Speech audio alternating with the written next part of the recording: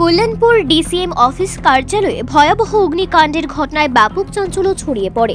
আগুনে পুড়ে ছাই বহু মূল্যবান নথিপত্র। যদিও অগ্নি নির্বাপক দপ্তরের কর্মীদের যথাযথ ভূমিকা গ্রহণের জন্য আগুন নিয়ন্ত্রণে আসে, কিন্তু কিভাবে এই অগ্নি সংযোগ ঘটল তা নিয়ে যথেষ্ট সংশয় রয়েছে।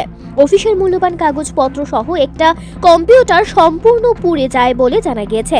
ঘটনার খবর পেয়ে ঘটনাস্থলে ছুটে যান তেলিয়ামুড়ার মহকুমা শাসক অভিজিৎ চক্রবর্তী মহাশয়। জনগণের অভিযোগ, এই অগ্নিসংযোগের পেছনে কোনো দুষ্ট চক্রের হাত রয়েছে।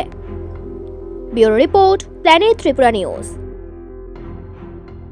কল পাইছি যে থানার সঙ্গে ডিসি অফিসে একটা ফায়ার কল হয়েছে।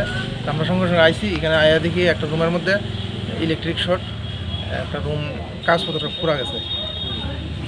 কি অবস্থা আছে এখানে? এখানে আমরা আয়ত্ত আনছি, আগুন নিবাইছি। ক্ষয়ক্ষতি কেমন হিসেবে মনে করি? কাগজপত্র পুরা গেছে, সব ডকুমেন্ট আছে কিছু পুরা গেছে। একটা কম্পিউটার কম্পিউটারও পুরা গেছে, কম্পিউটার একটা সেট খারাপ হয়েছে, পুরা গেছে পুরা।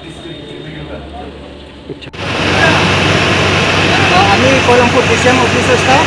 আমি ফার্স্ট গেট খুলছে পরে আমি ওই ভিতরে রুমটা খুলছে পরে আর দরজাটা খুলে দিয়েছে। এরপরে রুমটা গরম ছুটে গেছে না, আমি আগুন এই অর্ডার দেখছি।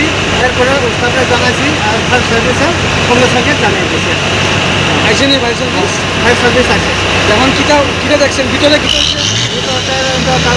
কাগজ পুরা পাইছি, পুরা পাইছি। কিটা নষ্ট হয়েছে? আগুন ছুটে গেছে না। কিটা নষ্ট হয়েছে? যেটা তো ওই ইয়াতের কম্পিউটার মেশিনটা নষ্ট হয়েছে, ইয়াতে পুরা হয়েছে, কাগজপত্র ইয়াতে পুরা হয়েছে।